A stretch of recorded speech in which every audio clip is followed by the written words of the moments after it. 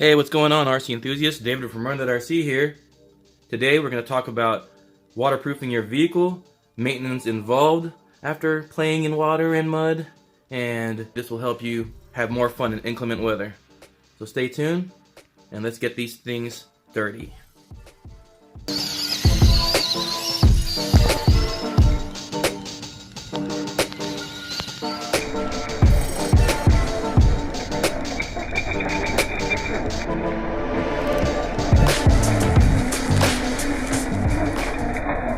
So you're searching around YouTube, watching your favorite YouTube videos, and you bump into your YouTubers running their RC cars in mud, water, rain.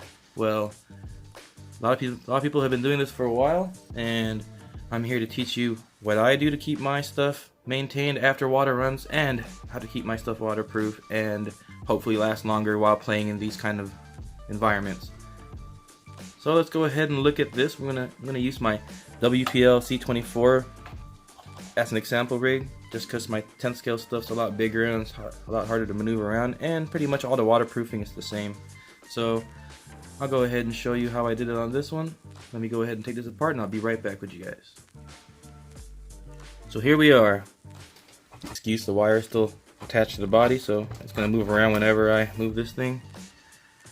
But as you can see here, my very first tip for anyone running in water, especially if they're using a brushed motor, is to cover the motor up.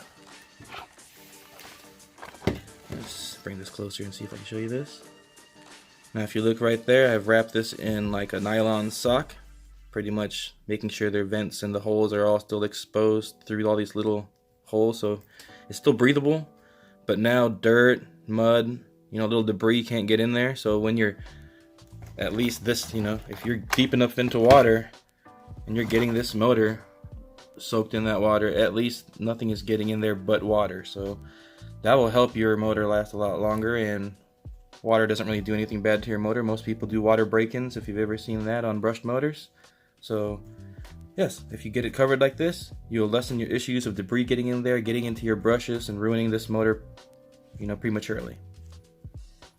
So next on my list of things to do is purchase yourself a really good marine grease or waterproof grease. Now remember, make sure it's waterproof. You don't want that grease to be slinging off there as soon as you touch water. So some waterproof grease, and I have waterproof grease inside this transmission. I have waterproof grease inside the differentials, and everything else on the outside I just use some penetrating oil and shoot all the metal parts with penetrating oil, just to keep them nice and lubed while they're running in water. And that's why I keep all those other things from rusting. So you can see here, I don't really have much rusting going on this truck. And last but not least, the most important part, waterproofing your electronics. Those are what I use. Now all of this is a rubber coating. This is the dip version. You just dip the parts into here, you open the lid and you dip the parts into there to waterproof them, or you could use the spray and spray on to waterproof. I do recommend, if you're going to use the spray to spray on and waterproof, I recommend you spray into the cap after you're done spraying the part, and go ahead and touch up the part with whatever little air holes got left behind from the spraying, because I noticed the spray version, when you spray on the plastic dip on the parts, it does bubble up and stuff, and when it does cure, it'll have little bubbles in it, and you can fill those in just to be safe, just to make it 100% more waterproof.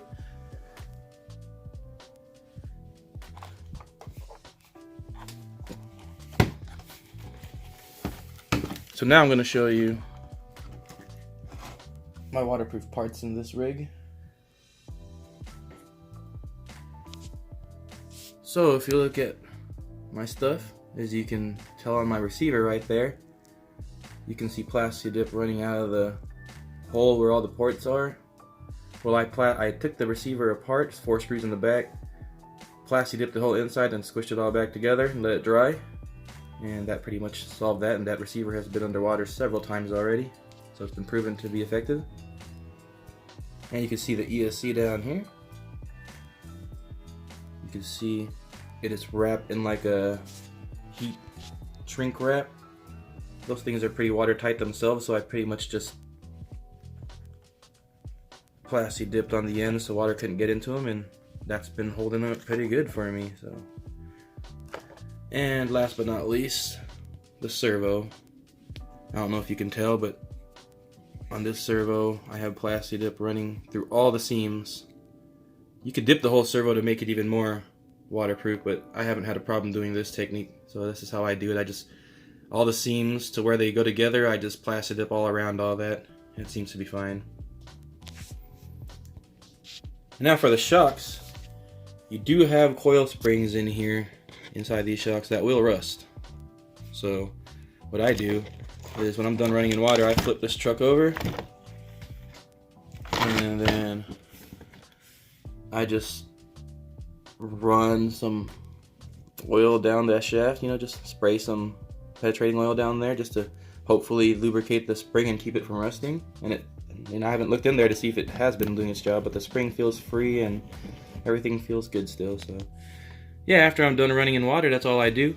I go ahead and put some penetrating oil into all this stuff, you know, to wick some water away from all the parts. And that's pretty much it. So yes, those are the things I do to waterproof my vehicle. Now you see it all back together here. You know, go for a run, give it a test. And just a disclaimer, this is not 100% guaranteed to work. It also depends on how meticulous you were about putting the plasti dip on. So I always encourage, once it dries, first of all, always let it fully dry before attempting any water runs with it. Once it dries, give it a check, make sure nothing got uncovered, make sure everything's fully covered. If not, go ahead and put another coat on it, or go ahead and dab some plasti dip on some spots wherever you see it fit or wherever you see it needed. And so far I have close to a 90% success rate with doing this job. I've had some parts still fail, but you know, stuff happens.